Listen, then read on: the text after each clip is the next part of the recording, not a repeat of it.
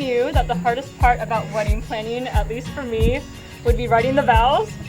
At the time, and even now, my heart is pounding, my palms are sweaty, but as in all of life's ups and downs for the past 5 years, I feel comforted by the fact that I have you, my rock, by my side. Our relationship together showed me how stable and true love is. Even though we'll be married after today, barring an unexpected surprise from you, I feel like we've been married since we moved in together.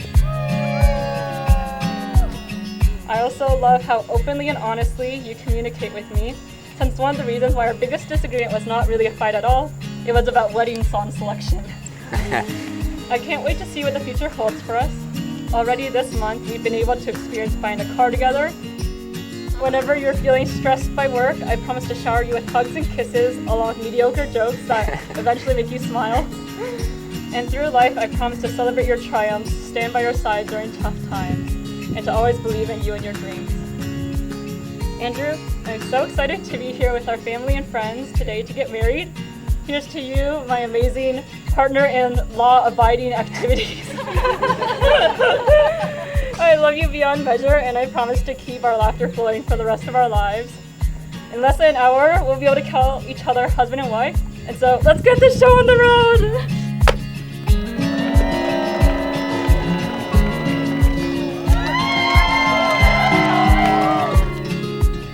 10 years ago in Washington, D.C., I met up with my new sister-in-law, Adelia.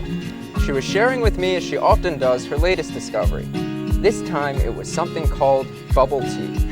It tasted sweet, and I liked the chewy texture of the tapioca pearls, but I could live without it, and I wouldn't go out of my way to get it again. So when she asked me, bubble tea, did it change your life? I responded, no. And sure enough, I never had bubble tea again, until I met you. 5 years later, you and I were riding a ferry from the Field Museum to Streeterville at the end of our first date. Somewhere in the middle of Lake Michigan, you mentioned bubble tea. I said I had heard of bubble tea, and I'd actually had it once before. And as you later informed me, you were so impressed that I knew what bubble tea was, that it was at that moment you decided you wanted to see me again. So I suppose I must revise my answer to that prescient question from 10 years ago. Bubble tea, did it change my life? Yes, yes it did.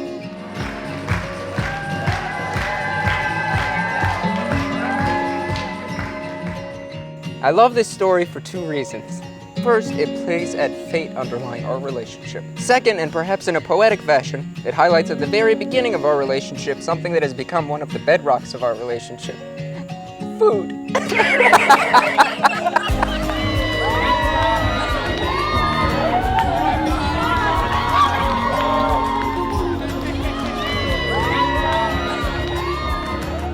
My number 1 favorite thing about Margaret, your big heart. You have such a capacity for caring and empathy. And I'll always remember one patient who said they were really going to miss you when you left New York and that you were their favorite doctor. You're my favorite doctor too. I promise to always be your biggest fan. I promise to always be your dinner companion. I promise to always be your travel buddy. I promise to always say yes when you ask if we can get bubble tea. I promise to always be there with a hug when times are tough and a smile when everything's going great. And I promise to always love you.